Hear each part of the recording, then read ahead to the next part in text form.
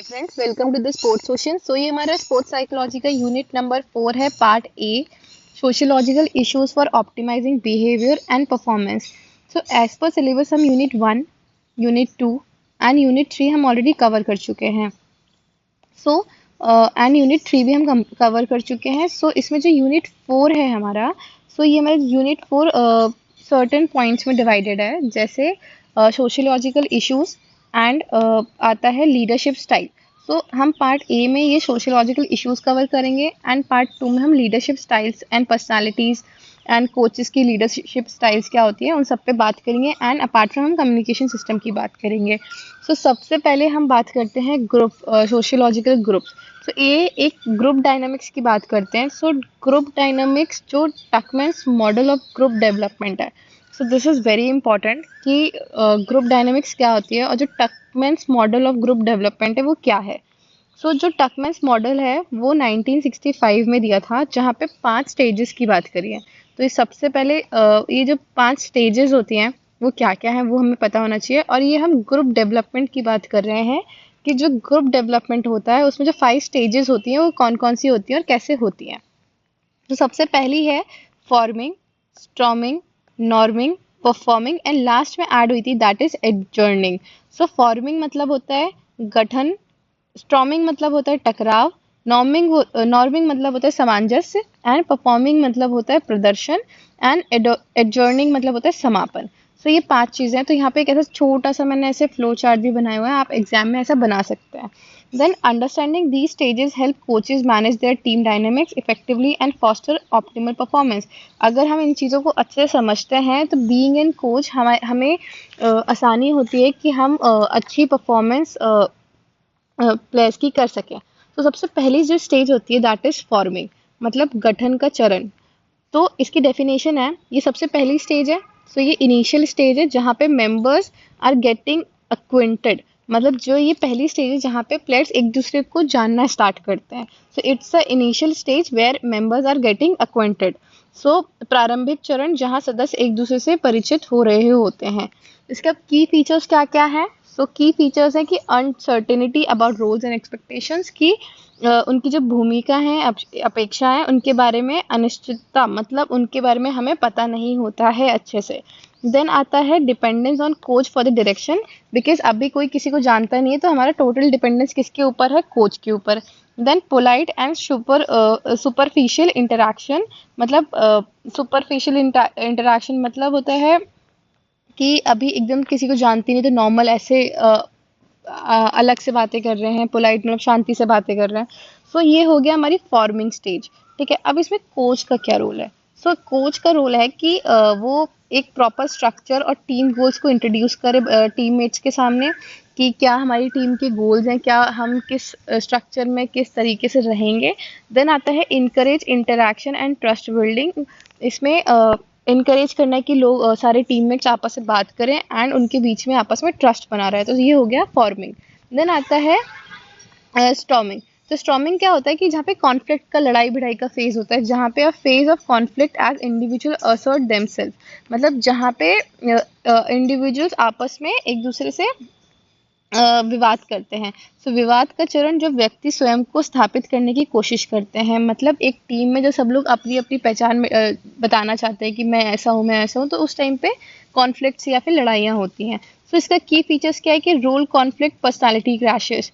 उसमें पर्सनालिटी आपस के लोगों के क्लैशेस होते हैं और लोगों के रोल्स में कॉन्फ्लिक्ट होता है। देन आता है resistance to authority and structure. इसमें रुकावट आती है कि किसकी क्या अथॉरिटी एंड क्या स्ट्रक्चर है। देन आता है कंपटीशन फॉर प्लेइंग पोजीशन, कि कौन किस जगह पे खेलेगा। ऐसे कोई भी अगर टीम स्पोर्ट होता है तो एक ही पोजीशन पे 2-3 प्लेयर्स होते हैं, तो फिर कॉन्फ्लिक्ट होता है कि कौन सा किस पोजीशन पे खेलेगा, कौन स्टार्टिंग 5 में होगा। ये हो गया competition for playing position. Then इसमें कोच का क्या रोल है, इस चीज़ को कैसे वो मैनेज करेगा? तो एड्रेस कॉन्फ्लिक्ट अर्ली, मतलब जो भी लड़ाई भिड़ाई है उन कंक्लूजन्स कॉन्फ्लिक्ट्स को पहले ही एड्रेस करना, मतलब बहुत डिले नहीं करना, स्टार्टिंग के टाइम में ही उनको एड्रेस करके और उनके जो रोल्स हैं क्लैरिटी देना, ताकि वो जो डिस्प्यूट्स हैं जल्दी सॉल्व हो पाए। तो एड्रेसेस कॉन्फ्लिक्ट्स अर्ली।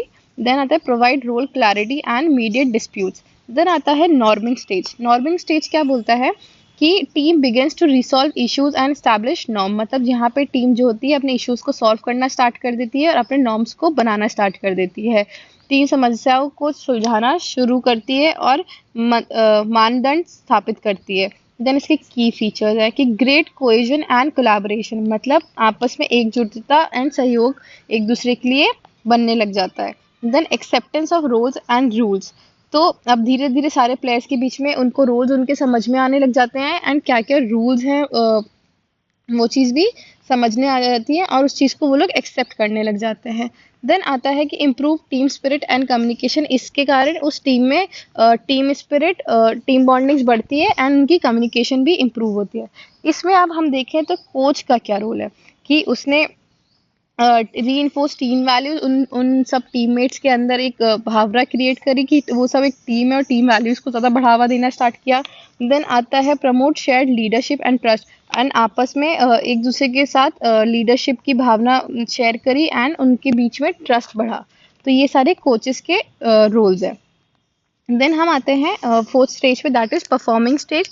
यहाँ पे परफॉर्मिंग से ही समझ में आ रहा होगा प्रदर्शन, जहाँ पे ग्रुप ऑपरेट करता है हाई एफिशिएंसी पे, जहाँ पे इसके की फीचर्स है कि हाई लेवल ऑफ ट्रस्ट होता है आपस के बीच में, मोटिवेशन बढ़ता है और हम लोग सारे टीममेट्स खुद से भी डिसीजन ले पाते हैं। उनका फोकस होता है कि गोल्स और आउटकम अचीव हो सके एंड देन एक दूसरे को हेल्प करें ताकि इजीली अपने गोल को अचीव कर सके और टीम में अडेप्ट हो पाए। सो ये सारी एक परफॉर्मिंग स्टेज है जहाँ पे वो लोग अच्छा परफॉर्म करते हैं, ट्रस्ट बढ़ता है, मोटिवेशन बढ़ता है, इंडिपेंडेंट हो जाते हैं, फोकस करते हैं गोल्स एंड आउटकम्स पे एंड एक दूसरे को हेल्प करते हैं।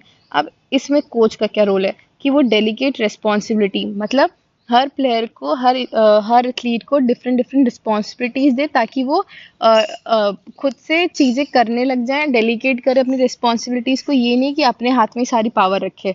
देन आता है मेंटेन परफॉर्मेंस एंड मोटिवेशन, उन सबकी परफॉर्मेंस को मेंटेन रखे एंड मोटिवेशन बनाए रखे, ये होता है कोच का रोल। देन आता है एडजर्निंग स्टेज, जो लास्ट का स्टेज होता है जहाँ पे जो ग्रुप होता है डिसबैंड्स आफ्टर फुलफिलिंग देयर पर्पस, मतलब जो ग्रुप क्रिएट होता है वो अब क्लोजर की तरफ जाता है। जैसे की फीचर्स क्या है कि अब जब वो ग्रुप बंद होगा, अ, हट जाएगा, तो वहाँ पे इमोशनल क्लोजर, मतलब लोग आपस में इतने टाइम तक साथ में रहते हैं तो उनके बीच में एक इमोशनल कंटैक्ट बन जाता है। Then reflection and celebration of success, कि अगर से कोई टीम जीत गई तो वो लोग सेलिब्रेट करेंगे, तो वो हो गया reflection and celebration of success.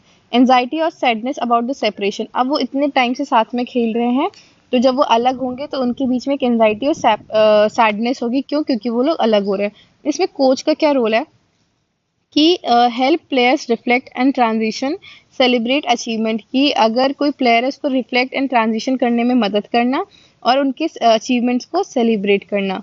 Then आता है अब जो इसमें हमें बेसिकली क्या क्या समझना है कि ये जो पांचों स्टेज है, तो ये पांचों स्टेज के हमें की फीचर्स लिखना है। सबसे पहले हमें उसकी डेफिनेशन लिखनी है, फिर की फीचर्स लिखना है और उसके वजह से कोचेस के क्या क्या रोल है वो चीज़ें लिखना है।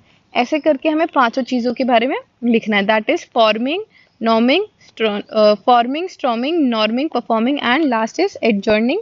कि इनका फोकस क्या है, इस फॉर्मिंग में होता है ओरिएंटेशन, स्ट्रॉमिंग में कॉन्फ्लिक्ट, नॉर्मिंग में कोहेजन, परफॉर्मिंग में परफॉर्मेंस, एडजर्निंग में क्लोजर। देन टीम का बिहेवियर कैसा होता है कि पोलाइट होता है, इंटरैक्शन होता है, स्ट्रॉमिंग में कंफ्यूजन होता है, फ्रिक्शन होता है, नॉर्मिंग में होता है एक्सेप्टेंस और ग्रुप यूनिटी, परफॉर्मिंग में हाई कॉपरेशन एंड ऑटोनॉमी की बात करते हैं। देन हम बात करते हैं एडजर्निंग, वो होता है mix emotion and reflection show करती है। अब इसके बाद हमें कोचेस के एग्जाम्पल देना है, कोचेस के क्या रोल है उनके बारे में बात करनी है कि गाइड करता है, क्लैरिफाई करता है फॉर्मिंग में, स्टॉर्मिंग में मीडिएट करता है set of rules and regulation, then norming में सपोर्ट करता है टीम बिल्डिंग को, देन परफॉर्मिंग में एम्पावर करता है, मॉनिटर करता है एंड एडजर्निंग में आता है facilitate reflection and support. Then example दे देंगे कि सबसे पहले टीम मीटिंग होगी जहाँ पे एक छोटा मोटा पोलाइट डिस्कशन होगा, उसके बाद पोजीशंस के लिए प्रैक्टिसेस में डिस्प्यूट क्रिएट होंगे, देन क्या होगा, प्लेयर अग्री करते हैं कि हाँ हमारा क्या टीम गोल है, देन इफेक्टिव मैचेस खेलते हैं और टीम वर्क को फॉस्टर करते हैं एंड लास्ट में जीतने के बाद या जो भी चीज़ें होती है उसके बाद हम लोग एंड ऑफ सेशन मीटिंग रखते हैं एंड उस चीज़ को सेलिब्रेट करते हैं. सो ये हमारे ग्रुप डायनामिक्स की बात है एज पर दी टक्समैन मॉडल. सो ये हमारा कंप्लीट होता है. नेक्स्ट ग्रुप स्ट्रक्चर क्या होते हैं स्पोर्ट्स साइकोलॉजी में. ठीक है. सो अब जैसे मैंने ये फ्लो चार्ट एक बनाया हुआ है कि टाइप्स ऑफ ग्रुप्स जैसे फॉर्मल ग्रुप्स इनफॉर्मल ग्रुप्स, तो ऐसे हमें एग्जाम्स में बना के आना है. सो ग्रुप स्ट्रक्चर क्या होता है, ये एक ऑर्गेनाइजेशन होती है ग्रुप्स की जहाँ पे सबका रोल्स, उनके नॉर्म्स एंड उसके स्टेटस और relationship governs behaviour within the group, कि उनके क्या रोल्स हैं, क्या नॉर्म्स है, क्या स्टेटस है और क्या किसका क्या बिहेवियर है ग्रुप के अंदर, उसके बारे में हम ग्रुप स्ट्रक्चर में बात करते हैं. समूह संरचना का तात्पर्य समूह की संगठनात्मक व्यवस्था और इसमें भूमिकाओं मानदंडों और स्थिति संबंधों द्वारा व्यवहार को नियंत्रित करने के तरीके से है. Then it provides a framework for understanding how individual interacts and function in a team or group context, especially in sports. तो ये एक फ्रेमवर्क होता है, एक फ्रेमवर्क जैसे ऐसे हमने फ्रेमवर्क बना दिया कि इसमें ये चीज़ें ये चीज़ें ये चीज़ें, तो वो एक फ्रेमवर्क प्रोवाइड करता है जहाँ पे हम समझते हैं कि हर एक इंडिविजुअल कैसे इंटरैक्ट करेगा और कैसे काम करेगा एक टीम में या ग्रुप में. हम स्पेशली इन स्पोर्ट्स की बात करते हैं. तो जब हम ग्रुप स्ट्रक्चर की बात करते हैं तो ग्रुप स्ट्रक्चर ये होता है वो कैसे काम करता है किसमें, स्पोर्ट्स में, उसको कहते हैं group structure in sports psychology. Then क्या क्या ग्रुप में क्या रोल्स होते हैं. ठीक है. देन आता है इसमें ग्रुप के क्या नॉर्म्स होते हैं. देन थर्ड आता है इम्पैक्ट क्या होता है टीम की परफॉर्मेंस पे. तो हम तीन चीज़ों की बात करेंगे किसमें, ग्रुप स्ट्रक्चर की. सो ग्रुप स्ट्रक्चर में पहला आता है ग्रुप रोल्स. ग्रुप रोल्स क्या होते हैं, एक ग्रुप रोल होता है is a set of expected behaviours associated with a particular position और individual within a group. Roles guided behaviour and define how individual should function to achieve a team goal. इसमें क्या होता है, group role में हर coach क्या expect करता है कि हर पर्सन का, हर एथलीट का क्या एक बिहेवियर हो सकता है किस जगह पे, और एक ग्रुप के अंदर उसमें उसका कैसा कैसा बिहेवियर रहेगा. एंड जो रोल्स होते हैं वो डिफाइन करता है कि उस टीम में उसका क्या फंक्शन है और उस टीम गोल को वो कैसे अचीव करेगा. इसमें हम ग्रुप रोल की बात करते हैं. अब टाइप्स ऑफ ग्रुप रोल्स क्या है, एक होता है फॉर्मल, एक होता है इनफॉर्मल. तो फॉर्मल में क्या होता है कि हर एक प्लेयर को एक पोजीशन स्पेसिफाई कर देते हैं टीम के अंदर. जैसे एक टीम का कैप्टन हो गया, जैसे गोलकीपर हो गया, ये कोच हो गया, तो ये सब उसके एक रोल्स है जो कि डिफाइन कर दिए हैं ऑफिशियल वे में formally. Then responsibilities clear defined होती हैं एंड उनके जो टाइटल और ऑफिशियल फंक्शंस है उनको लिंकअप किया जाता है. जैसे एग्जांपल दिया है, a coach roles include decision making, training and motivation. जैसे जो कोच का क्या रोल है कि वो डिसीजन मेकिंग करे, मतलब वो डिसीजन ले टीम के लिए, ट्रेनिंग प्रोवाइड करें एंड मोटिवेशन रखे अमंग द टीममेट्स. अगर हम इनफॉर्मल की बात करते हैं जो कि किसी ने ऑफिशियली किसी को कोई रोल नहीं दिया है, हम उसमें इनफॉर्मल रोल्स की बात करते हैं. मतलब ये emergence organically through group interaction. इसमें क्या होता है कि लोग आपस में ही जब इंटरेक्ट करते हैं तो अपने आप कुछ ना कुछ कोई किसी को कहने लग जाता है, और तो उसको हम ऑफिशियली डिज़ाइन नहीं करते हैं बट वो ग्रुप की फंक्शनिंग की वजह से वो होने लग जाता है. जैसे एग्जाम्पल टीम मोटिवेटर. जैसे एक टीम है, उसमें एक प्लेयर ऐसा होगा जो हमेशा सबको मोटिवेट करता होगा, तो हम उसको बोलेंगे भाई ये तो हमारी टीम का टीम मोटिवेटर है. एंड जोकर, मतलब एक कोई होगा जो आलतू फालतू एक्टिविटीज क्रिएट करता रहेगा एंड सबको हंसाता रहेगा, तो हम उसको बोलेंगे ये तो टीम का जोकर है. तो ये हमने ऑफिशियली कुछ नहीं रखा है, ये फॉर्मली नहीं रखा है, ये जस्ट हमारा इनफॉर्मल वे है. देन आता है role clarity versus role ambiguity. तो रोल क्लैरिटी क्या होती है, जहाँ पे हर एक इंडिविजुअल को पता हो कि क्या उसकी रिस्पॉन्सिबिलिटीज़ हैं एंड उससे क्या क्या एक्सपेक्टेशंस है सामने वाले को. तो वो हो गई रोल की क्लैरिटी, कि promotes confidence and effective performance. जैसे उसकी क्लैरिटी है कि उसको कॉन्फिडेंस प्रमोट करना है एंड अपनी परफॉर्मेंस अच्छे से देना है. Then role of ambiguity. Ambiguity मतलब जो सही से नहीं होता है, तो इसमें lack of understandings one role leading to confusion, anxiety and under performance. इसमें क्या है कि उसको प्रॉपरली समझ ही नहीं आ रहा कि इसका क्या रोल है, तो उससे क्या होगा कि उसके बीच में उसके दिमाग में कंफ्यूजन क्रिएट होगा, एंजाइटी क्रिएट होगी और वो अच्छा परफॉर्म नहीं कर पाएगा। ठीक है, तो अब ये चीज़ हो गई। अब रोल ऑफ कॉन्फ्लिक्ट क्या होता है कि लड़ाई भिड़ाई क्यों होती है? ये तब होती है जब पर्सनल वैल्यूज या फिर अदर रोल्स, ये इन सब चीज़ों के बारे में बात करें। जैसे एग्जाम्पल है being both a team leader and a close friend to a teammates. आप एक तो टीम के लीडर भी हो और उसमें से आप किसी एक फ्रेंड के क्लोज फ्रेंड भी हो, तो उसमें कंफ्यूजन हो जाएगा कि आप तो लीडर हो मगर आपके उससे ऐसे फ्रेंडशिप है तो आप उसको सपोर्ट कर सकते हो, आप उसको फेवर कर रहे हो। तो इसमें एक्सपेक्टेड होता है कि कुछ कॉन्फ्लिक्ट्स हो सकते हैं and there are contradictory demands from different people. जैसे कोच वर्सेस टीम एक्सपेक्टेशंस की, कोच की कुछ अलग एक्सपेक्टेशंस हैं एंड टीम की कुछ अलग एक्सपेक्टेशंस हैं। तो जैसे एज अ कोच कोई सोचे बीइंग एन बास्केटबॉल प्लेयर कि ये मेरी प्लेइंग फाइव होना चाहिए, बट टीम सोच रही कि नहीं ये प्लेइंग फाइव नहीं होना चाहिए, ये वाली प्लेइंग फाइव होना चाहिए, तो वहाँ पे कुछ ना कुछ कॉन्फ्लिक्ट्स अकर हो जाते हैं। Then role of acceptance. अब एक्सेप्टेंस में क्या होता है? Refers to the degree to which an individual is willing to embrace their roles. High acceptance contributes to team cohesion and performance, influenced by the perceived importance of the role, recognition and feedback. इसमें जो individual जितना ज़्यादा agree करेंगे कि हाँ ये सही है एंड हम इस चीज़ पे अग्री करते हैं, उतना ज़्यादा हमारी टीम के बीच में टीम कोहेजन मतलब अ, साथ में एकजुटता बढ़ेगी एंड परफॉर्मेंस बढ़ेगी। एंड इससे क्या होगा कि जो रोल है इंडिविजुअल का वो उनको रिकग्नाइजेशन मिलेगी और उनको फीडबैक मिलने से उनकी परफॉर्मेंस इन्हांस होगी। तो जितना ज़्यादा और जल्दी एक्सेप्टेंस होगा वो चीज़ एक ग्रुप के लिए अच्छा होता है। देन कॉन्फ्लिक्ट मैंने आपको ऑलरेडी बता दी, जहाँ पे डिमांड्स कॉन्ट्रडिक्ट करती हैं एक दूसरे से। देन आता है हमारा ग्रुप का नॉर्म्स क्या होते हैं। तो सबसे पहले हमने क्या बताया था, ग्रुप के रोल्स क्या क्या हैं, that is formal and informal. Then आता है ग्रुप के नॉर्म्स क्या क्या हैं। तो ग्रुप के नॉर्म्स क्या होते हैं? जहाँ पे एक एक्सपेक्टेशन साथ में शेयर की जाती है and rules that guided behaviour within the group. कि group norms are the shared expectations and rules that guide behaviour within the group. They define what is considered acceptable and unacceptable conduct. इसमें क्या होता है कि एक rule and expectations होती है कि आपको ये फॉलो करना है एंड आपको उसके अकॉर्डिंग ही आपको अपना बिहेवियर, आपको कोई भी काम करना है। जैसे क्या चीज़ें आप एक्सेप्ट कर सकते हैं, क्या चीज़ें आप एक्सेप्टेबल नहीं है। मतलब अगर आप कुछ चीज़ कर रहे हैं तो वो रूल्स के अंदर अंडर में है, ये चीज़ें एक्सपेक्टेड है कि अब ये सब चीज़ें अलाउड है आपको करना, एंड कुछ चीज़ें होंगी जो कि अनएक्सेप्टेबल होंगी। देन उसके बाद फंक्शंस क्या हैं उसके, कैसे ग्रुप नॉर्म्स काम करता है। सो ये क्या करता है, रेगुलेट टीम बिहेवियर की। रेगुलेट टीम बिहेवियर मतलब कि टीम कैसे बिहेव करना चाहिए, कैसे काम करना चाहिए, क्या एक्सपेक्टेशन है, हम उसकी उस चीज़ को फंक्शन करवा सकते हैं। Then promote uniformity and cohesion. मतलब एक जैसे वो टीम प्रमोट करते हैं कि टीम एक साथ रहे, एक जैसा रहे एंड उनके आपस में बॉन्डिंग अच्छी रहे, that is cohesion. Then facilitate predictability and stability. कि हम प्रेडिक्ट कर सकते हैं कि हमारे ये रूल्स एंड रेगुलेशन है तो इसके अकॉर्डिंग ही ये लोग वो चीज़ें कर रहे हैं एंड उसकी वजह से हम प्रिडिक्ट कर सकते हैं कि वो लोगों ने यही चीज़ करी होगी एंड उनके आपस में स्टेबिलिटी भी है।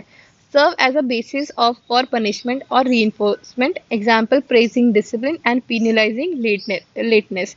जैसे कि अब इसमें क्या ग्रुप नॉर्म्स में क्या होता है कि अगर आप कुछ अच्छा कर रहे हैं, सही कर रहे हैं, तो आपको तो प्रेस करेंगे, क्योंकि प्रेस करेंगे, और अगर वो कुछ गलत कर रहे हैं तो आपको पीनलाइज करेंगे उस चीज़ पे,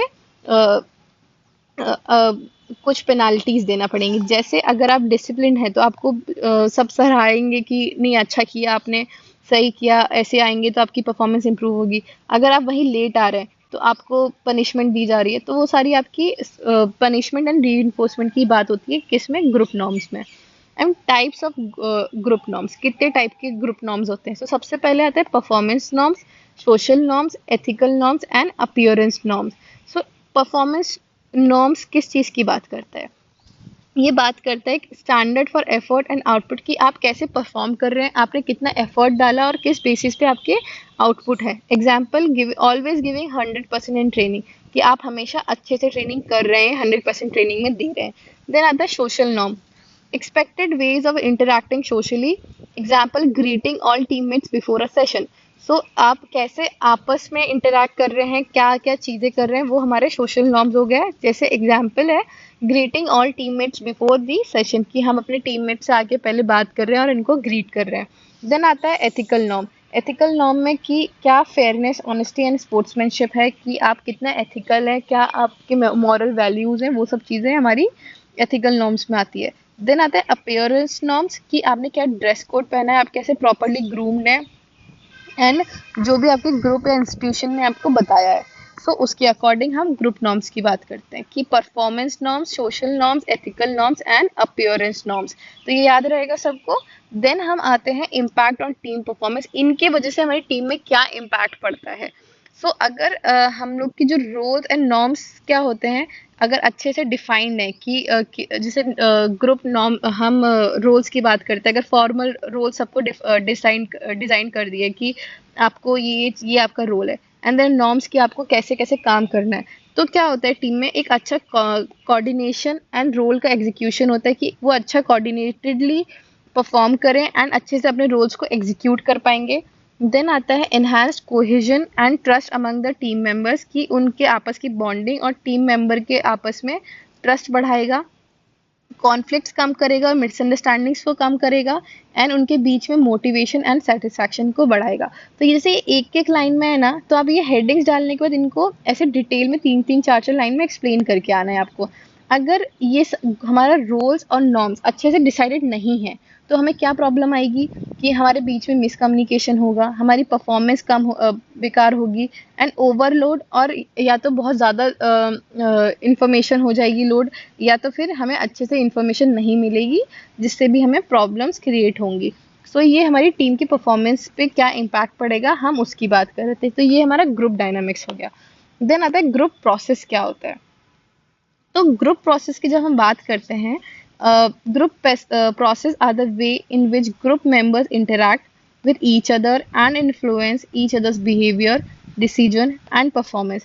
सो ग्रुप प्रोसेस क्या होता है, जहाँ पे आपस में मेंबर्स मिलते हैं, एक दूसरे को इन्फ्लुएंस करते हैं, प्रभावित करते हैं एक दूसरे के बिहेवियर को, उसके डिसीजन को एंड परफॉर्मेंस को, उसको हम कहते हैं ग्रुप प्रोसेस। इसमें क्या होता है कि जो इंडिविजुअल्स होते हैं कैसे बिहेव करेंगे, और कैसे ग्रुप में बिहेव करेंगे एंड कैसे अकेले में बिहेव करेंगे, उस चीज़ को हम समझते हैं, कि the process explains how individual behave differently in a group settings compare to when they are alone, कि वो ग्रुप में कैसा बिहेव कर रहे हैं, अकेले जब है तो कैसा बिहेव कर रहे हैं।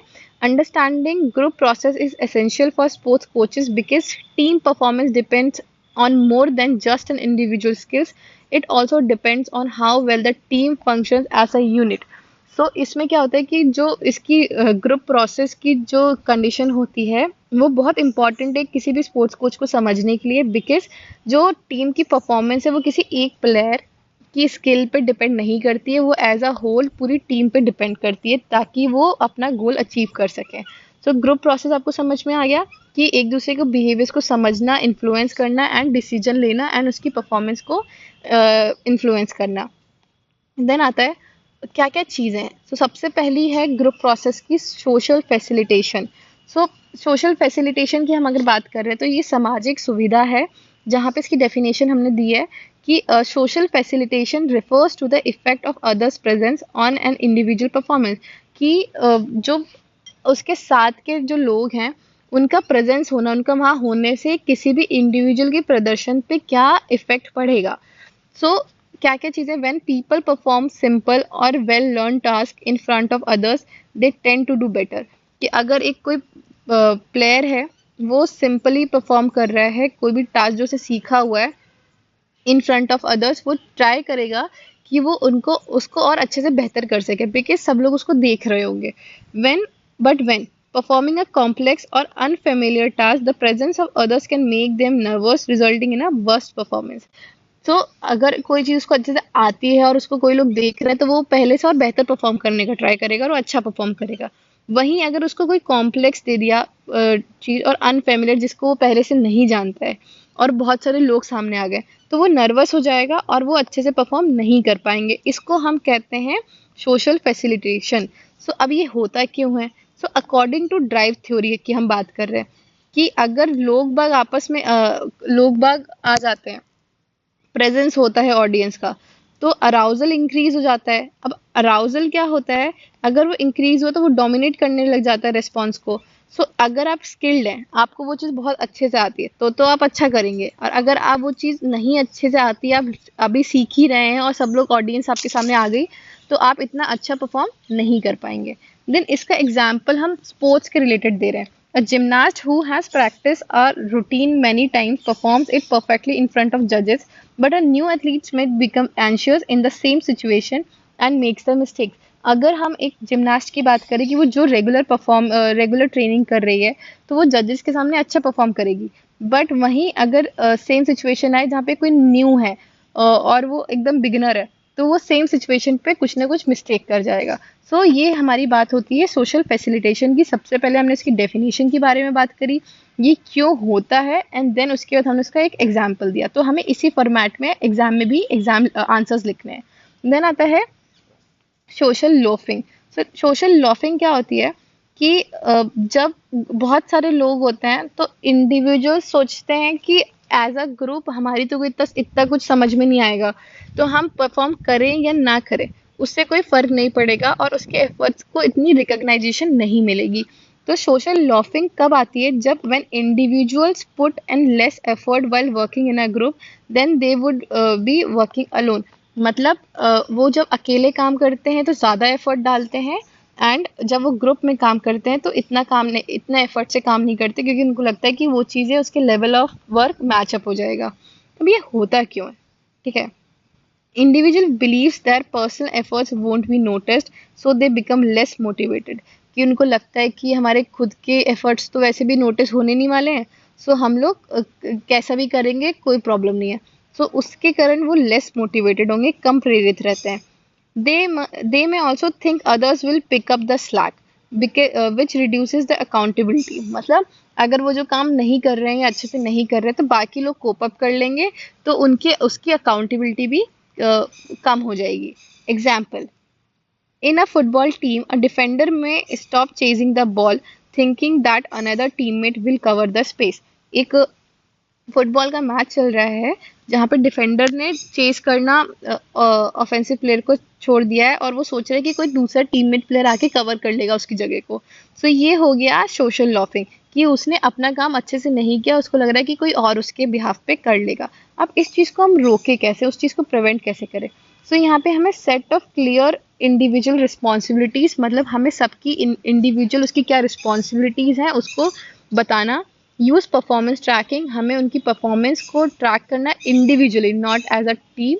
देन एम्फेसाइज करना है कि जो एक एक प्लेयर के एफर्ट्स हैं वो टीम सक्सेस पे कैसे कंट्रीब्यूट कर रहे हैं, कि नहीं आपने ये चीज़ करी, आपने ऐसा अच्छा किया, एंड इन छोटी छोटी चीज़ों से मिलके हमारा टीम गोल अचीव हो सका। तो इसकी बारे में रिकग्नाइज करना एंड उनको बताना।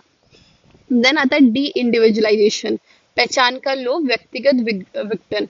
अब इसमें क्या होता है, ये एक साइकोलॉजिकल स्टेट है जहाँ पे जो लोग होते हैं वो अपनी ग्रुप की self awareness and feel anonymous leading them to act in a way normally would not. अब क्या होता है कि जब वो ग्रुप में होते हैं तो वो लोग अपनी सेल्फ अवेयरनेस को भूल जाते हैं, एंड उनको लगता है कि कोई नोटिस नहीं करेगा, या फिर उनको नोटिस करेगा तो वो कुछ भी नॉर्मली एक्ट नहीं करते, कुछ अलग ही हटके एक्ट करते हैं। इस चीज में कैसे कि where people in a group lose self awareness and feel anonymous, मतलब उनको कोई पहचानेगा नहीं। ठीक है, या तो उनको लगता है कि सब उसको जानने लग जाएंगे, या तो उनको कोई नहीं जानेगा। Leading them to act in a way they normally would not, मतलब इसके कारण उनको वो कुछ अलग ही हटके अपने आप से एक्ट करते हैं, जैसे वो नॉर्मल रहते हैं उस तरीके से एक्ट नहीं करते हैं। अब ये क्यों होता है, क्या इसका मैटर है? It cause people to act impulsive or destructively specially in a large and emotional crowd. कि जो जो लोग होते हैं वो बहुत या तो इम्पल्सिवली एंड या तो डिस्ट्रक्टिवली एक्ट करते हैं, स्पेशली जब वो भीड़ में होते हैं या फिर इमोशनल क्राउड्स में होते हैं। देन आता है इसका example in sports. Fans vandalised property after that teammate losses a critical match. They would not do this alone but in crowd. They feel less responsible. मतलब अगर एक मैच में जब टीम कोई हार जाती है, सपोज हम किसी टीम को सपोर्ट कर रहे हैं एंड वो टीम हार जाती है, तो वो हारने की वजह से इतने भीड़ में, जो वो भीड़ है वो सब कुछ तोड़म फोड़ी करने लग जाती है। उनको लगता है कि इतने क्राउड में कोई उनको नोटिस नहीं करेगा और उनको कोई रिस्पॉन्सिबल नहीं ठहराएगा कि तुमने ये काम किया है। देन अब इसमें क्या होता है कि ज़रूरी नहीं है कि डी इंडिविजुअलाइजेशन हमेशा नेगेटिव हो, हमेशा गलत हो। क्या होता है कभी कभी क्राउड, उनको लगता है भीड़ में ऐसी ऐसी चीज़ें हो रही है, तो कोई कोई लोग हीरोइक मोमेंट्स भी करते हैं कि कुछ लोग होंगे जो एक दूसरे को बचाने का काम करेंगे और रेस्क्यू करेंगे। सो ऐसा नहीं है कि वो हमेशा नेगेटिव होता है, वो कभी कभी पॉजिटिव वे में भी होता है। In emergency crowd anonymity can lead to heroic actions rescuing injured people.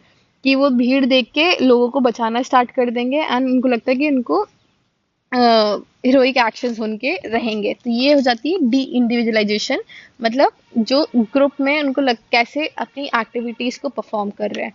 Then आता है ग्रुप पोलराइजेशन। ग्रुप पोलराइजेशन की हम अगर बात करते हैं, जहाँ पे ग्रुप मेंबर्स डिस्कस करते हैं किसी इशू को and tend to adopt more extreme position they were initially held. इसमें क्या होता है कि कोई प्लेयर है या फिर टीम है, वो बहुत ही अग्रेसिव खेल रही है या फिर कुछ एक्सट्रीम कर रही है ताकि वो अपनी पोजीशन को इनिशियली हेल्ड कर पाए। जैसे ये होता क्यों है? Members want to conform and impress others. जो मेंबर्स होते हैं वो बहुत वो अ, अ, वो एक दूसरे को चाहते हैं कि वो इम्प्रेस कर पाए, फैंस को इम्प्रेस कर पाए, तो वो बहुत अग्रेसिव खेलेंगे। And repeated reinforcement of one idea leads to intensified opinions. कि बार बार पुष्टि होना और अपने ओपिनियंस को और अच्छे से तेजी में करना। देन एग्जाम्पल हम देखेंगे तो after a team meeting about playing aggressively, players may become over aggressive risking a foul or a red card. कि उनकी टीम मीटिंग हुई कि हमें आज अग्रेसिव खेलना है ऐसे करके, तो प्लेयर्स जब खेलने जाते हैं ऑन ग्राउंड तो वो और ज़्यादा अग्रेसिव हो गए, जिसके कारण उनको फाउल्स और रेड कार्ड्स मिलने का रिस्क बढ़ जाता है। सो ये हो गया ग्रुप पोलराइजेशन। देन इसमें कोचिंग क्या टिप है? encourage balanced discussing the team during the meetings। इसमें हमें being an coach ट्राई करना है कि टीम में बैलेंस मेंटेन रहे and assigning a player assist to present opposing views for a critical thinking. कि कुछ प्लेयर्स असाइन करना या फिर असिस्ट करना कि अगर उनके व्यूज कुछ और है तो हमें उस चीज़ को भी सुनना एंड उस पर एक थिंकिंग प्रोड्यूस करना कि हाँ हमें ये चीज़ इस तरीके की जगह हम इस तरीके से कर सकते हैं।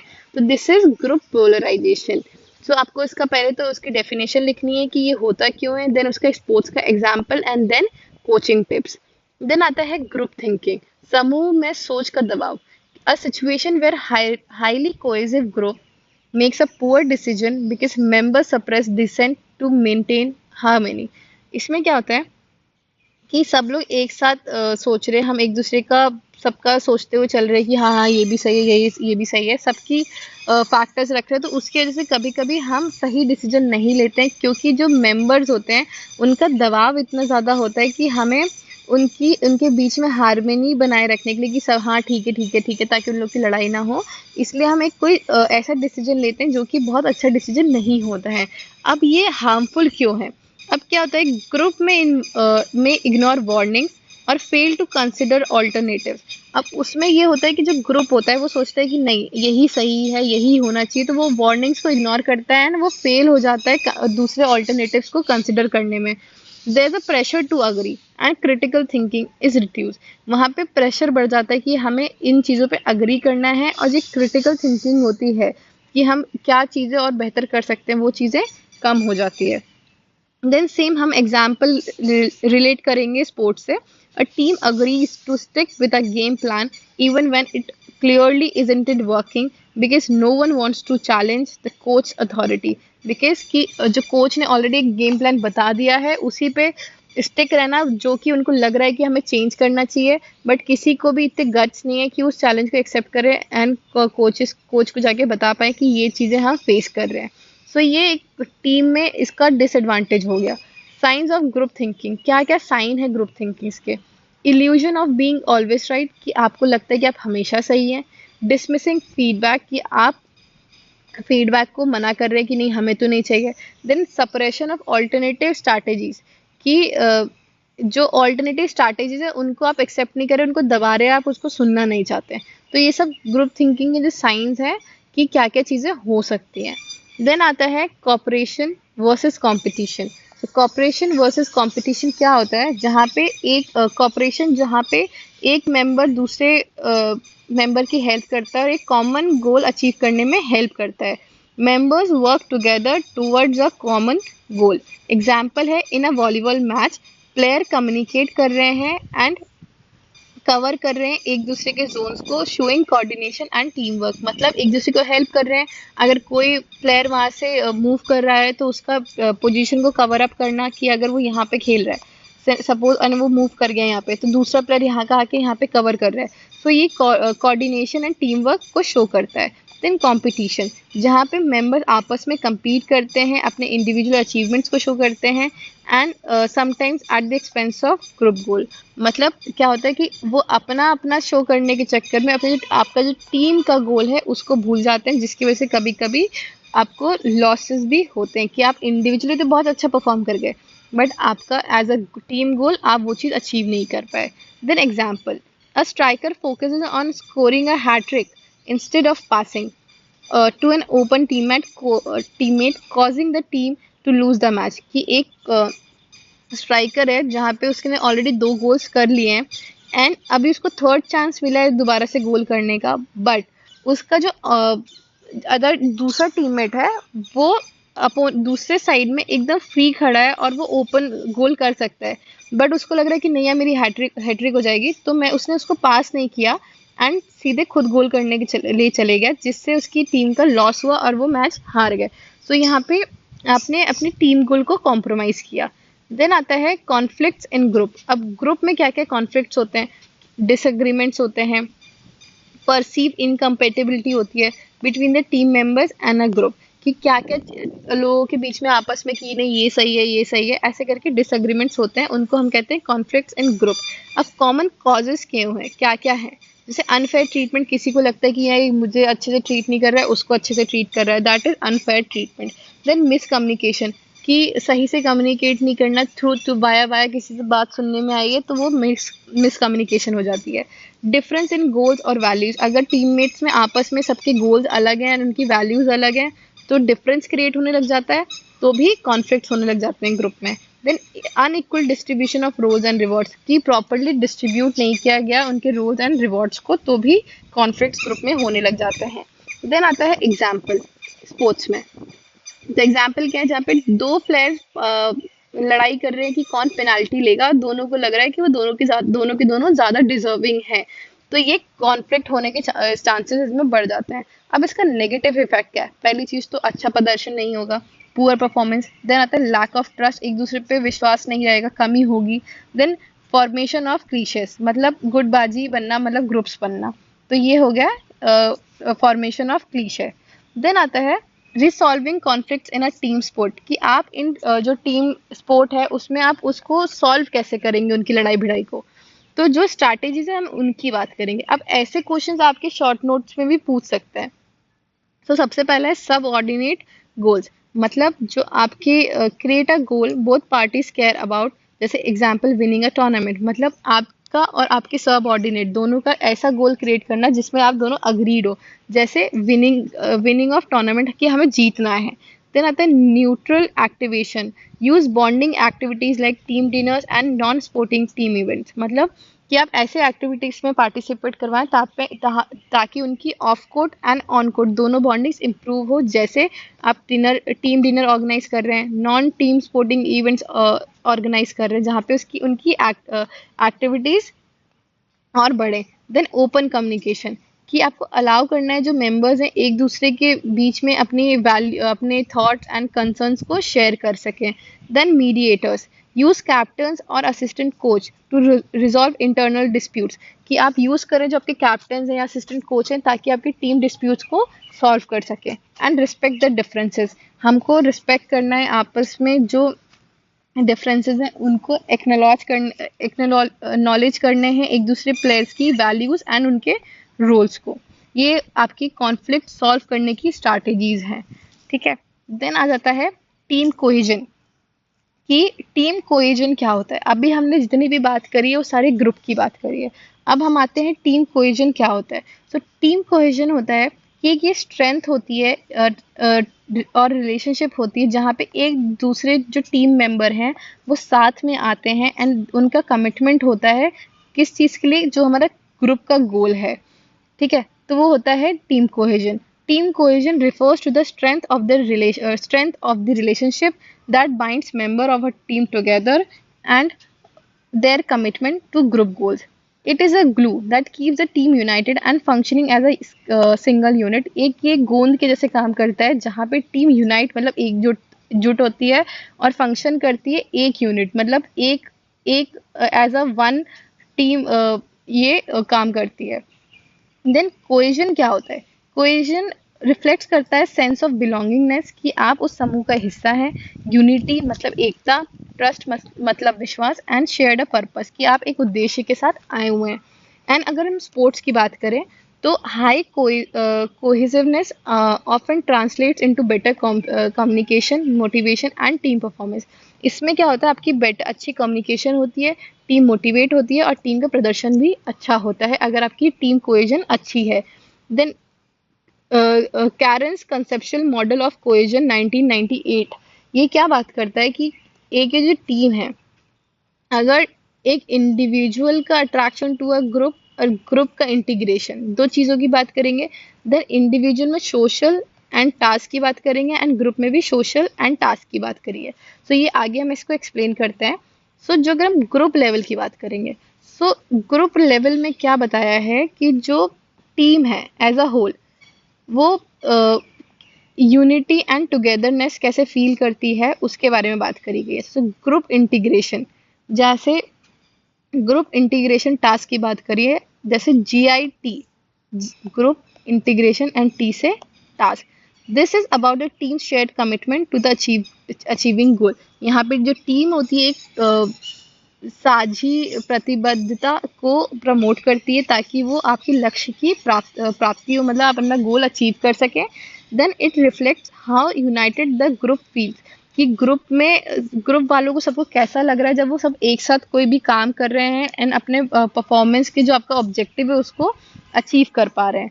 Then example, we all train hard because we are committed to qualifying for the nationals. हम सब साथ में इसलिए हार्ड वर्क कर रहे हैं ताकि हम नेशनल्स के लिए क्वालिफाई हो सके। सो ये बात हो गई हमारी ग्रुप लेवल ऑफ परसेप्शन में ग्रुप इंटीग्रेशन की। देन कोचिंग को कैसे अप्लाई करेंगे, कि आपको सबके क्लियर गोल सेट करने हैं, आप उनको टीम गोल्स को शेयर करते हैं कि क्या हमारा टीम का गोल है। देन आपको उनके मन में जो वैल्यूज़ हैं वो रीइंफोर्स करना है और हर जो टीम प्लेयर है उसका क्या रोल है टीम की सक्सेस में, वो चीज़ों को आपको क्लियरली बताना एंड सेलिब्रेट करना होता है। तो ये हमारी किसकी बात हो गई, ग्रुप इंटीग्रेशन की, उसकी definition, example and then coaching का क्या एप्लीकेशन होगा। देन आता है ग्रुप इंटीग्रेशन इन सोशल। पहला वाला क्या था, टी से टास्क, यहाँ पे क्या है social. This is about the team social unity, how close or bonded the group feels personally, कि जब हम सोशल यूनिटी की बात करते हैं तो जो ग्रुप है वो कितना क्लोज और आपस में बॉन्डेड फील करता है जब हम ग्रुप की बात करते हैं। तो इसमें क्या है, क्या रिफ्लेक्ट करता है, क्या बताता है कि टीम का enjoyment of spending time together and mutual respect, कि जब टीम एक साथ टाइम स्पेंड करती है तो उनके मन में एक दूसरे के लिए रिस्पेक्ट और एंजॉयमेंट बढ़ जाता है। Then example, we support each other like a family on and off the field, हम एक दूसरे को फैमिली की तरह सपोर्ट करते हैं, या तो हम कोर्ट पे हैं या फिर हम कोर्ट के बाहर है। तो ये हो गया group integration as a social. अब कोचिंग एप्लीकेशन क्या है, encourage team bonding, example team dinners, off field events, की कोच का काम है कि उनके बीच की टीम बॉन्डिंग को इम्प्रूव करे, जैसे टीम डिनर्स या फिर कोर्ट फील्ड के बाहर कुछ इवेंट्स ऑर्गेनाइज करना।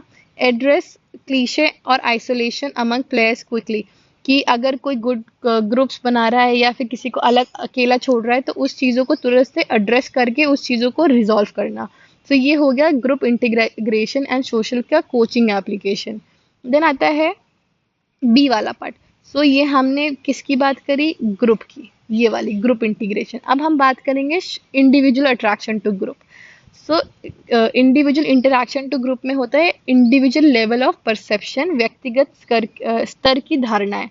इसमें क्या होता है, डिस्क्राइब करते हैं कि हर एक प्लेयर पर्सनली कैसा फील कर रहा है, उनके कनेक्शन के बारे में, किससे, ग्रुप में, कि हर जो ग्रुप में हर एक इंडिविजुअल पर्सन है वो कैसा फील कर रहा है। सो सबसे पहला है अट्रैक्शन टू ग्रुप टास्क। अभी हमने जो ये पढ़ा था इसमें क्या था, ग्रुप इंटीग्रेशन टास्क में, देन सोशल।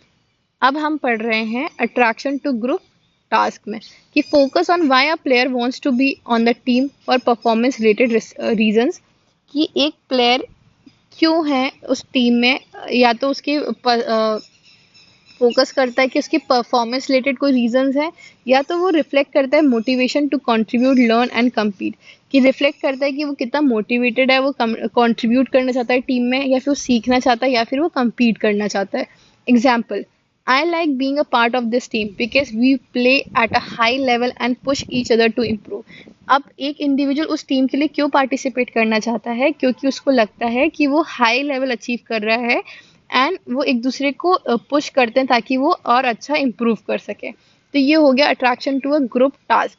अब हम बात करेंगे कोचिंग एप्लीकेशन की, कि ये कोचिंग एप्लीकेशन क्या है, कि help player understand and value their specific role, कि हम एक कोच हेल्प करता है कि उसके प्लेयर को समझने के लिए कि क्या उसकी वैल्यू है उस रोल में। Then provide individual feedback showing how they contribute to team success, कि वो प्रोवाइड करता है किसी भी इंडिविजुअल को फीडबैक कि क्या क्या चीज़ें होना चाहिए एंड वो कैसे कंट्रीब्यूट कर रहा है टीम सक्सेस में।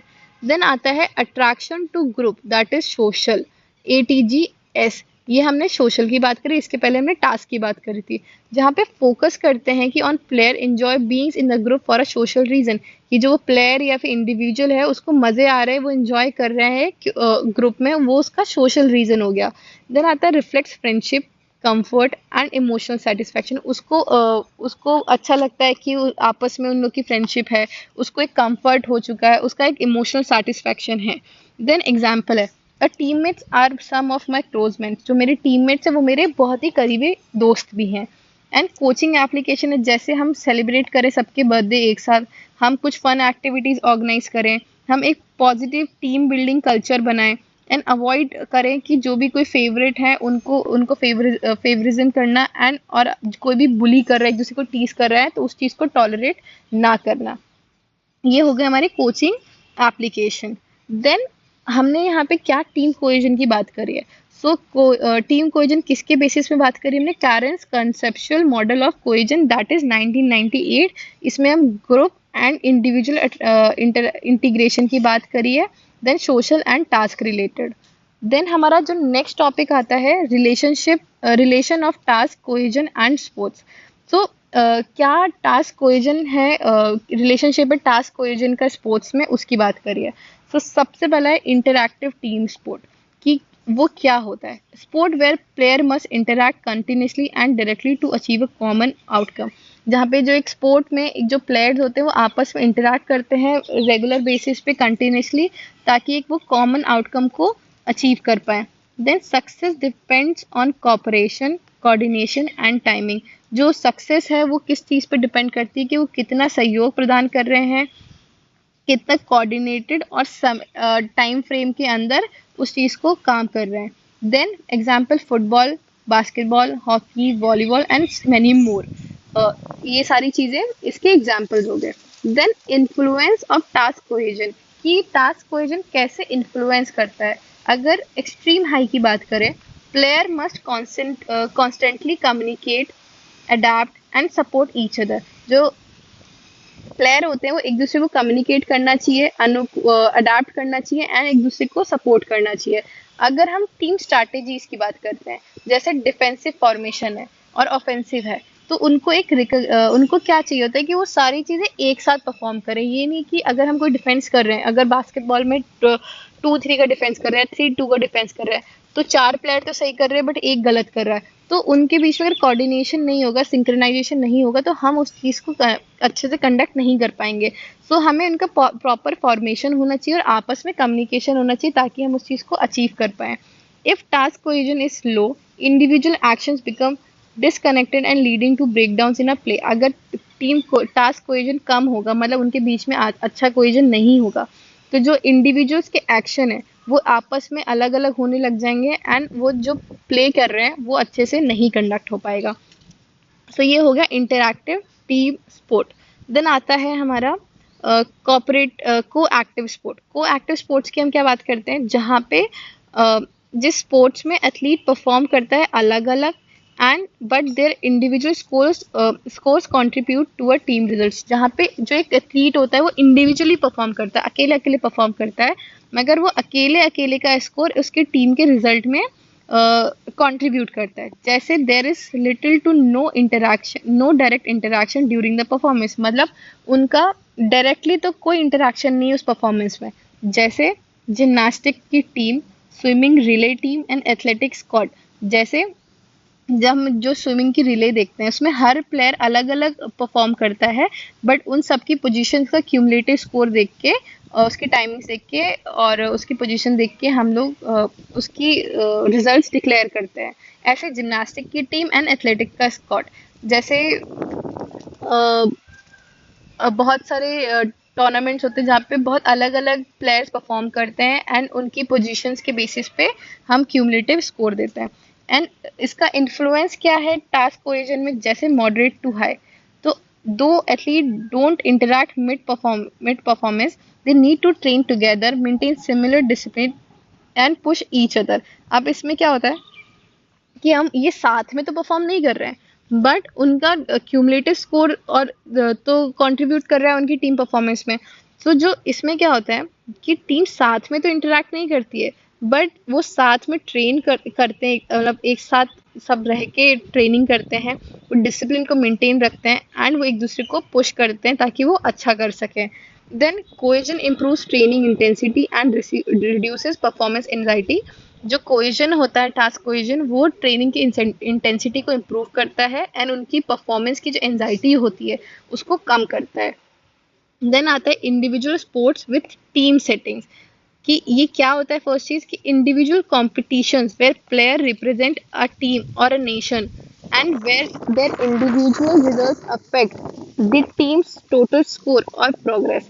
मतलब यहाँ पे जो इंडिविजुअल कॉम्पिटिशन्स होते हैं जहाँ पे एक प्लेयर या टीम किसी भी टीम को या नेशन को रिप्रेजेंट करती है, जहाँ पे इंडिविजुअल का जो रिजल्ट होता है वो इफेक्ट करता है टीम के टोटल स्कोर को, ठीक है, और उसकी प्रोग्रेस को। तो इसके एग्जाम्पल्स क्या क्या दिए हुए हैं कि पहला तो इसमें दिया है कि डेविस कप, देन उसके बाद दिया है कि रेसलिंग के टीम पॉइंट्स, देन दिया है golfer's that is Riders club. अब डेविस कप में क्या होता है कि इसमें डिफरेंट डिफरेंट प्लेयर्स का क्यूमुलेटिव स्कोर देके उसका रिजल्ट डिक्लेयर किया जाता है। सो जैसे मैं आपको इसको बता देती हूँ कि 4 से 5 प्लेयर्स की एक टीम होती है, जहाँ पे जो टीम का कैप्टन होता है वो डिसाइड करता है कि कौन किस में compete करेगा, कौन सिंगल्स में compete करेगा एंड कौन डबल्स के मैचेस खेलेगा। सो ये हो गया individual sports with team settings. अब इसमें इन्फ्लुएंस क्या करता है टीम कोहेजन। सबसे पहले मॉडरेट की बात करते हैं। Players do not perform simultaneously but cohesion effect, वो एक साथ नहीं खेलते हैं बट उनका कोहेजन इफेक्ट होता है। जैसे preparation, shared accounting reports, motivational talks, की जो उनकी स्काउटिंग रिपोर्ट्स क्या होती है, जो उनकी परफॉर्मेंस की रिपोर्ट्स हैं वो शेयर करते हैं एंड उनके मोटिवेशन, वो कितने मोटिवेटेड हैं। देन सपोर्ट की बात करेंगे, चेयर करेंगे, फीडबैक प्रोवाइड करेंगे एंड इमोशनल ब्रेकडाउन की बात, बैकअप की बात करेंगे कि वो कैसे इमोशनली एक दूसरे को बैकअप करेंगे। Then psychologically unity, then share करेंगे आइडेंटिटी एंड मिशन को ताकि हम उस गोल को अचीव कर पाए। तो ये हो गया individual sports with team settings. Then क्या क्या बैरियर्स हैं, क्या क्या प्रॉब्लम्स आती हैं ग्रुप कोहेजन में टीम स्पोर्ट्स के रिलेटेड। देन बैरियर्स की बात करेंगे। बैरियर्स क्या होता है, ये फैक्टर होता है जो कमजोर करता है सेंस ऑफ यूनिटी को in a sport team. They can affect either task cohesion, social cohesion or both. ये इफेक्ट करता है टास्क कोहेजन या फिर सोशल कोहेजन, दोनों को। ठीक है। देन ये बैरियर्स ऑफ ग्रुप क्या है, poor communication, lack of shared goals, personality cohesion goals, then different skill levels, external pressures. तो सबसे पहली बात आती है रोल ऑफ एम्बिग्यूटी। एम्बिग्यूटी मतलब होता है स्पष्ट, अस्पष्ट, मतलब जो क्लियरली नहीं है।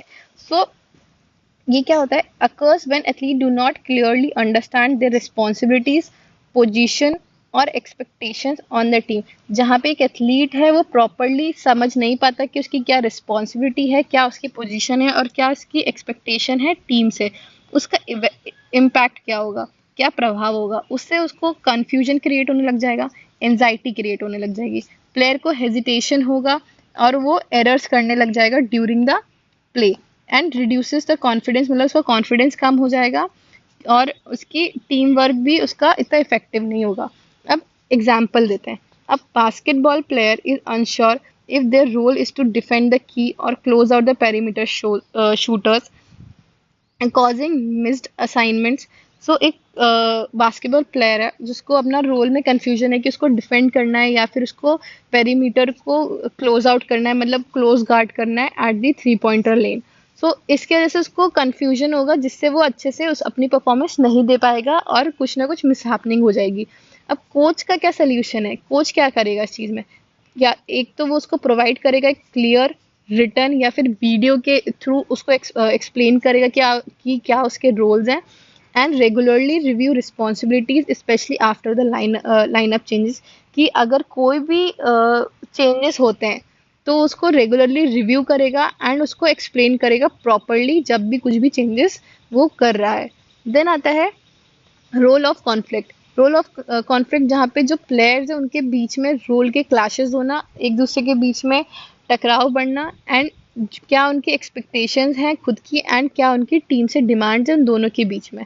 अब इसका इम्पैक्ट ये होगा कि डिससेटिस्फैक्शन होगा कि अगर मैं कोई पर्सन है वो कुछ और एक्सपेक्ट कर रहा है एंड टीम को उस चीज़ की अलग वे में नीड है, तो उसको लगेगा कि नहीं यार मैं उस जगह पे अच्छा परफॉर्म नहीं कर सकता हूँ। तो दिस कॉज टू डिससेटिस्फैक्शन, उसको स्ट्रेस होगा और वो उस चीज़ को रिबेल करेगा, मतलब विद्रोह करेगा। देन उसके कारण उसकी परफॉर्मेंस भी रिड्यूस हो जाएगी एंड कॉपरेशन भी कम होगा। जैसे एग्जाम्पल है, a senior footballer is asked to substitute despite past performance creating tension. ये एक बहुत सीनियर प्लेयर है, उसको बोला है कि आप अभी थोड़े टाइम के लिए सब्स्टिट्यूट हो जाओ या बेंच पे बैठ जाओ, तो जिसके कारण से उसकी पास्ट परफॉर्मेंस के बेसिस पे नहीं, उसकी प्रेजेंट परफॉर्मेंस के बेसिस पे अभी उसको सब्स्टिट्यूट किया है, बट उसके कारण उसके मन में बहुत टेंशन क्रिएट हो जाएगी एंड उसको बहुत बुरा लगेगा जिसके कारण उसकी परफॉर्मेंस भी आगे के लिए डिक्लाइन होने लग जाएगी। देन कोच का क्या सोल्यूशन है, aligns role with player strength, explain the importance of each role to the team success. इसमें कोच का ये रोल है कि हर एक प्लेयर को उसका रोल समझाना कि कब वो उसकी ज़रूरत है, क्या उसकी स्ट्रेंथ्स हैं एंड क्या उसकी टीम के लिए नीड है। तो ये उसका कोच का सोल्यूशन हो गया। देन आता है इंटरपर्सनल कॉन्फ्लिक्ट्स। इंटरपर्सनल कॉन्फ्लिक्ट्स वो होता है जहाँ पे ये जो प्लेयर्स हैं उनकी पर्सनालिटी के क्लैशेस हो जाते हैं, आपस में मतभेद हो जाती है एंड वो जो भी इश्यूज हैं वो अनसॉल्व रहते हैं, मतलब वो सुलझते नहीं है आपस में। तो ये हो गया इंटरपर्सनल कॉन्फ्लिक्ट्स। अब इसका क्या इम्पैक्ट है, वो एक टेंशन क्रिएट करेगा एंड वो ग्रुपिज्म में कन्वर्ट हो जाएगा। अब आपस में ट्रस्ट कम हो जाएगा, कम्युनिकेशन बिल्डअप हो मिसकम्युनिकेशन बिल्डअप हो जाएगा एंड सोशल कोहेजन की बात करेंगे। देन इसका एग्जाम्पल ये है कि two players from different backgrounds continuously argue leading to separation during drills and game. कि एक दो प्लेयर हैं उनका अलग अलग बैकग्राउंड है और वो कंटिन्यूसली आर्ग्यू कर रहे हैं एक दूसरे से, जिसके कारण वो ड्रिल या फिर वो गेम रुक जाता है। अब इसमें कोच का क्या सोल्यूशन है, सो एड्रेस करता है उस कॉन्फ्लिक्ट्स को जल्दी एंड ओपन डिस्कशन के लिए देता है कि आप लोग आपस में ओपनली डिस्कस करें ताकि उस कॉन्फ्लिक्ट को सॉल्व कर सकें। And use team building activities to rebuild trust and empathy. ऐसी एक्टिविटीज परफॉर्म करवाना जिससे उनका ट्रस्ट वापस से गेन हो सके एंड एम्पैथी क्रिएट हो, that is interpersonal conflict. Then आता है पुअर लीडरशिप, कि जब कोई कोच या टीम लीडर अच्छे से इनइफेक्टिव तरीके से या अच्छे से नहीं कर पाता और कोई भी फेवरिज्म शो करता है किसी के लिए, तो उससे आपकी लीडरशिप खराब होती है। अब इम्पैक्ट क्या पड़ता है इससे, कि जो प्लेयर्स हैं उनको अनसपोर्टेड फील होता है और डिसरिस्पेक्टेड फील होता है, जिसके कारण टीम में डिवीजन एंड अजीब सा गंदा सा इन्वायरमेंट, जिसे हम टॉक्सिक एटमॉस्फेयर बोलते हैं, वो क्रिएट होने लग जाता है। इसका एग्जाम्पल है, a volleyball coach constantly praise star players but ignore the others effort, demotivating the rest of the team. कि एक वॉलीबॉल कोच है जो कि एक स्टार प्लेयर है, सिर्फ उसी के एफर्ट्स को प्रेज कर रहा है, बट जो उसके बाकी के टीममेट्स हैं उनको वो प्रेज नहीं कर रहा है, जिससे बाकी के टीममेट्स को डीमोटिवेटेड फील हो रहा है। देन कोच का सोल्यूशन क्या है, कि इसको एक फेयर और ट्रांसफॉर्मेशनल लीडरशिप को अडॉप्ट करना, कि वो फेयर ट्रीटमेंट दे एंड उसको ऐसा करना है कि ताकि उसके जो डिसीजन हैं वो एकदम ट्रांसपेरेंट हो, और ताकि सबको लगे कि नहीं, हाँ, ये इन्होंने कुछ गलत डिसीजंस नहीं लिए हैं बीइंग ए लीडर। देन आता है इनइफेक्टिव कम्युनिकेशन। अब इनइफेक्टिव कम्युनिकेशन की जब बात करते हैं, तो जो मैसेज है वो क्लियर नहीं है, अनक्लियर है, नेगेटिव है, या फिर इनफ्रीक्वेंट है, कभी कभार देना। And player don't feel heard, वो प्लेयर्स को नहीं लग रहा कि वो उनकी बातों को कोई सुन रहा है या फिर उनको वैल्यू दे रहा है। सो ये हो गया हमारा इनइफेक्टिव कम्युनिकेशन। इसकी वजह से क्या होता है कि मिस्टेक्स होने के चांसेस बढ़ जाते हैं फील्ड में, फ्रस्ट्रेशन और आइसोलेशन अलग अलग होने लग जाते हैं, फ्रस्ट्रेशन बढ़ने लग जाता है। अब इसका एग्जाम्पल कैसे दिया है, during a match players don't communicate on who takes defensive assignments leading to missed coverage. So during the play क्या है कि प्लेयर्स के बीच में आपस में कम्युनिकेशन ब्रेक हो जाता है, जैसे कि कौन किस पोजीशन पे जाएगा, कौन कौन डिफेंस पे जाएगा, जिसके कारण मिसमैच होता है और मिस कम्युनिकेशन बढ़ जाता है। अब कोच का ये सोल्यूशन है कि उन ट्रेन एथलीट्स को ट्रेन करना on field end of field, ताकि उनकी कम्युनिकेशन आपस में अच्छी हो सके। And encourage regular team discussions and feedback sessions, कि इनकरेज करे टीम के डिस्कशंस को एंड उनके जो फीडबैक सेशंस है उनको। देन आता है सोशल लॉफिंग। सोशल लोफिंग होता है जहाँ पे प्लेयर्स के एफर्ट को reduce, when some player reduces their efforts thinking their individual performance won't be notice in a group. कि जो एक इंडिविजुअल प्लेयर होता है वो अपनी परफॉर्मेंस को इतना ध्यान नहीं देता एज अ ग्रुप, क्योंकि उनको लगता है कि जो उनकी खुद की परफॉर्मेंस है वो ग्रुप में इतनी नोटिस तो होनी नहीं है, तो हम क्यों ही खेले। तो इससे क्या होता है, इसका इम्पैक्ट क्या है कि अनफेयर वर्कलोड डिस्ट्रीब्यूशन, की अनइवन, किसी पे ज्यादा लोड आएगा, किसी पे कम लोड आता है, जिससे टीम का मोराल कम हो जाता है एंड अनप्रोडक्टिव हो जाता है। Example, a defender stop chasing opponents because they assume someone else will cover. कि डिफेंडर को लगता है कि मैं तो नहीं चेज कर रहा, कोई और आगे अपने इसके एरिया को कवर कर लेगा। देन आता है कोच का सोल्यूशन, उसकी ट्रैक करना इंडिविजुअल की परफॉर्मेंस को एंड स्टार्ट्स को, and recognize behind the scenes contribution, कि किसने कितना असिस्ट किया, किसने सपोर्ट किया एंड किसने कितने रिबाउंड्स लिए, उन सब चीज़ों के बारे में बात करना कि इंडिविजुअली किस किसने कैसा किया है, ताकि उसको भी रिकॉग्नाइजेशन फील हो सके। देन आता है सब ग्रुप फॉर्मेशन एंड क्लीशे, मतलब जो छोटे छोटे स्मॉल स्मॉल ग्रुप्स बन रहे हैं, तो जब छोटे छोटे एक्सक्लूसिव ग्रुप्स बन जाते हैं टीम में, बेस्ड ऑन फ्रेंडशिप, लैंग्वेज या फिर बैकग्राउंड के बेसिस पे, तो उनका क्या इफेक्ट पड़ता है। अब इम्पैक्ट ये पड़ता है कि वो सब अलग अलग हो जाते हैं, ग्रुप्स बन जाते हैं छोटे छोटे, तो किसी को एक्सक्लूडेड फील होता है। Destroys unity creates in group and out groups, कुछ छोटे छोटे ग्रुप्स बन जाते हैं जिससे यूनिटी खराब हो जाती है। Example, player from the same state always sit together and ignore teammates from the other regions. कि जो एक सेम स्टेट के लोग होंगे वो साथ में बैठते हैं एंड बाकी अदर टीममेट्स को इग्नोर कर देते हैं। ये इसका एग्जाम्पल हो गया। अब इसका कोच का सोल्यूशन ये है कि mix players during drills, travel and room. Players को मिक्स कर देना जब ड्यूरिंग कोई ड्रिल परफॉर्म कर रहे हैं या वो ट्रैवल कर रहे हैं, एंड उनके रूम्स को भी मिक्सअप कर देना, जिससे उनकी वो ट्राई करे कि उनके बीच में यूनिटी फॉर्म हो सके एंड वो सेम टाइप के रिचुअल्स को शेयर करे। देन आता है कल्चरल एंड पर्सनल डिफरेंसेस। तो इसमें क्या है, जो टीम मेंबर होते हैं जो अलग अलग कल्चर से, उनकी वैल्यूज अलग हैं, उनके बिलीव्स अलग हैं, तो वो स्ट्रगल करते हैं एक आपस में अपने टीममेट्स के साथ। तो इससे क्या होता है, इम्पैक्ट ये है कि मिसअंडरस्टैंडिंग क्रिएट होगी, उनको अलग अलग फील होगा और उनको लगता है कि उनको डिसरिस्पेक्ट फील हो रही है अनजाने में, मतलब उनको पता भी नहीं होता बट उनको ऐसा लगता है कि somebody is disrespecting them. Then example है, a cricketer who avoids physical contact due to religious reason feel awkward when teammates celebrate with hugs or slaps on their back।